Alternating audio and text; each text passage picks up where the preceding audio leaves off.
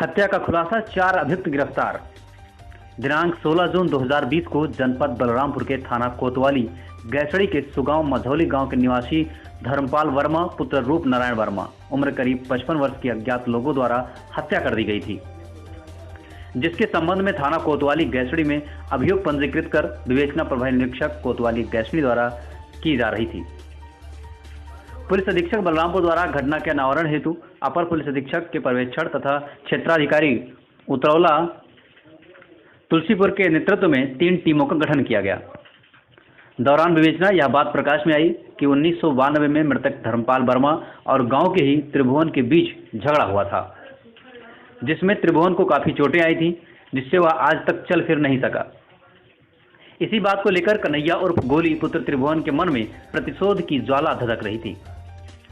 किसी को शक न हो, इसके लिए कन्हैया उर्फ गोली पुत्र त्रिभुवन, जो बैंक से लोगों को लोन दिलवाने का कार्य करता था, उसने पहले मृतक धर्मपाल से नजदीकियां बढ़ाई। नजदीकियां यहां तक कि मृतक धर्मपाल के बैंक का पासबुक तथा उसका चेकबुक भी गोली उर्फ कन्हैया के पास ही रहता था। पूर्व में कन्हैया भुर्रे व मुन्ना के साथ मिलकर मृतक धर्मपाल की हत्या हेतु श्रावस्ती से अवैध बंदूक खरीद लाए, जिसे चेक करने हेतु फायर किया तो बंदूक नहीं चली। कन्हैया उर्फ गोली ने मृतक धर्मपाल के खाते से कुछ रुपए तथा मृतक के भाई रामदेव के खाते से 2,18,000 रुपए निकाल लिया था। पता चलने पर कि रुपया कन्हैया ने ही निकाले हैं, इस बात पर मृतक धर्मपाल के भाई ने गांव में पंचायत बुलाई।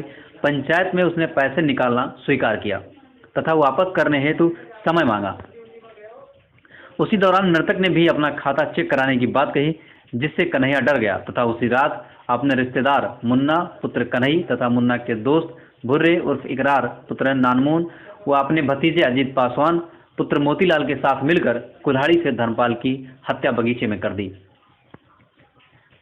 तथा भुर्रे उर्फ इकरार अपने को सातिरपना दिखाते हुए इस हत्या के अपराध से बचने के उद्देश्य से उसी रात थाना हर्रिया क्षेत्र के केवलपुर दुबे गजडढ़वा मार्ग के पास जंगल में देशी बंदूक लेकर घूम रहा था। इसी दौरान एसएसबी व पुलिस की संयुक्त टीम द्वारा गिरफ्तार कर जेल भेज दिया गया। लॉकडाउन के कारण न्यायालय द्वारा 7 साल से कम की सजा वाले अपराधियों को 1 सप्ताह में जमानत करा लेने हेतु मुचलका बंद पत्र पर छोड़ा गया था। मुखबिर की सूचना पर साथी पुल के पास बरुई नाला के पास से गिरफ्तार किया गया, जो कि कहीं भागने के फिराक में थे। इनके साथ हत्या में प्रयुक्त कुल्हाड़ी भी बरामद की गई है और फावड़ा, एक अवैध देशी बंदूक, 12 बोर व 4 कारतूस व एक मोटरसाइकिल भी बरामद हुआ है। कि गांव में ही एक त्रिभुवन नाम का एक व्यक्ति था और 1992 में त्रिभुवन की और मृतक धर्मपाल की इनके बीच में काफ़ी झगड़ा हुआ था, जिसमें धर्मपाल ने त्रिभुवन को बहुत बुरी तरह मारपीट करके घायल कर दिया, जिसकी वजह से त्रिभुवन आज भी ठीक से चल नहीं पाता है। ये जो त्रिभुवन था, इसका एक लड़का था गोली उर्फ कन्हैया। ये लड़का जब बड़ा हुआ तो इसने लोगों को लोन दिलाने वगैरह का काम शुरू किया और इसके मन में हमेशा से ही अपने पिता के प्रति जो उसने मारपीट की थी उसको ले करके एक प्रतिशोध की ज्वाला धधकती रहती थी। तो गोली ने धीरे धीरे फिर धर्मपाल से नज़दीकियाँ बढ़ाई और धर्मपाल का इतना विश्वास पात्र बन गया कि धर्मपाल का जो भी बैंक से संबंधित काम होता था, जो भी बैंक से पैसा निकालना होता था, ये गोली ही करता था।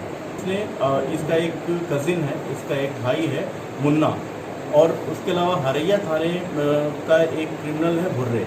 इन लोगों के साथ मिलकर के इसने इसको मारने का प्लान किया और भुर्रे की मदद से इन लोगों ने एक बंदूक भी खरीदी, नाजायज़ बंदूक खरीदी। लेकिन संयोग की बात है कि जब ये लोग हत्या के लिए जा रहे थे तो उस समय बंदूक चली नहीं और बंदूक का जो इन्होंने टेस्ट किया तो इसलिए हत्या का प्लान ड्रॉप कर दिया।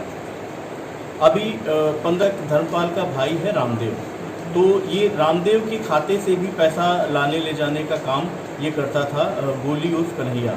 तो रामदेव ने जब अपना खाता चेक किया तो उसको पता लगा कि हमारे खाते से 2,18,000 इन लोगों की पंचायत थी, गांव के और भी कई लोग थे।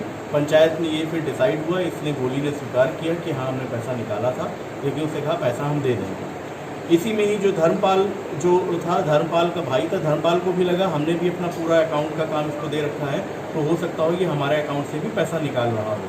तो उसने, और ये सच्चाई भी थी कि इसने जो मृतक था, मृतक के अकाउंट से भी पैसा निकाला था इसने।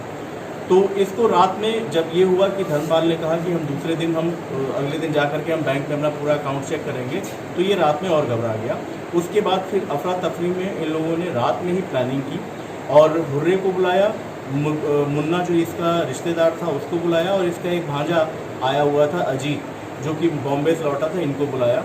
और उसके बाद इन लोगों ने रात में फिर कुल्हाड़ी से उस मृतक की हत्या कर दी। इसमें जो भुर्रे नाम का अपराधी है ये काफ़ी शातिर अपराधी है।